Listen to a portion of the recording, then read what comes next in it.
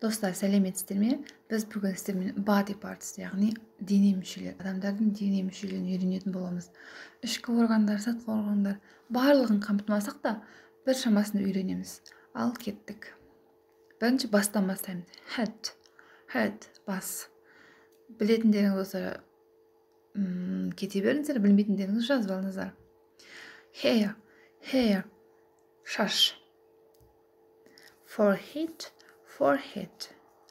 маңдай. Маңдайын терлеп кетті деп айтады. Маңдай.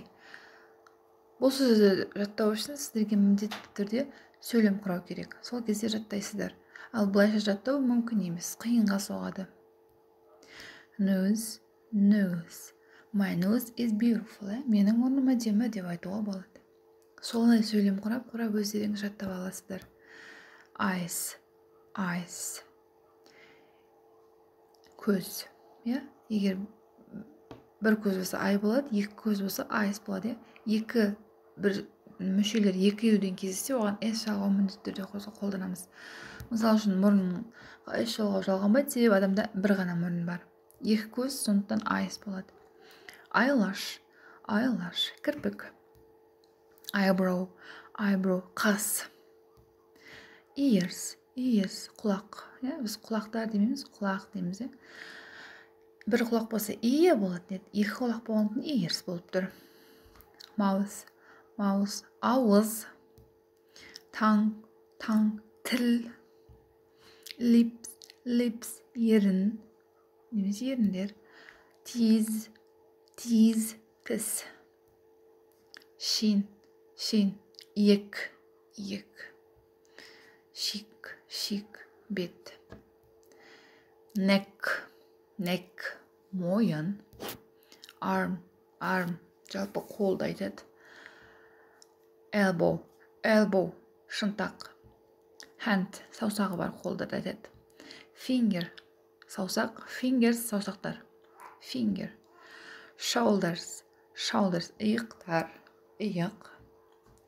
Waist, бел. Foot, аяқ. Foot.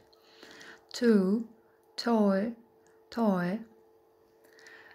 Бұл аяқтың саусақтарын айтады. Башпайлар дейді ғой. Back, арқа. Арқам ауырды деп айтады ғой, соны айтады. Internal organs, ішкі органдар. Blood, қан. Blood.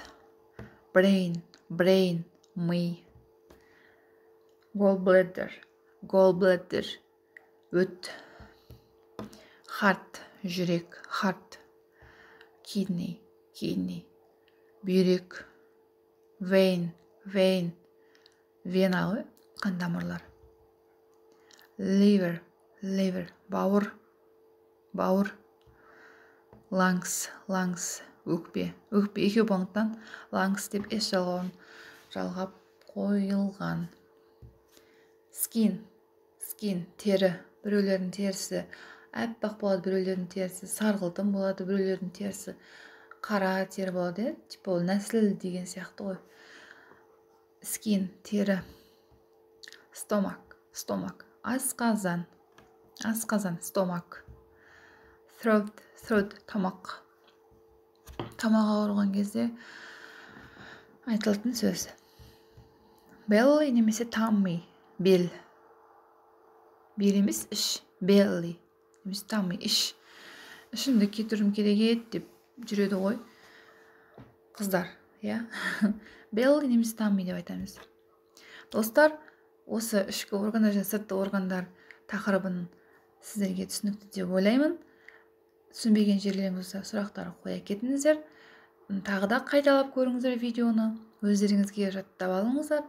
Сөйлем құрау арқылы жаттайсыздар. Білімдеріңіз арта берсін. Оқыған озады. Сосын менің YouTube каналыма жазылуды ұмытпаңыздар, себебі алдағы уақытта тағы да сіздерге пайдалы болады деген видеоларды сіздерге ұсынамын. Келесі кездескенше сау болыңыздар.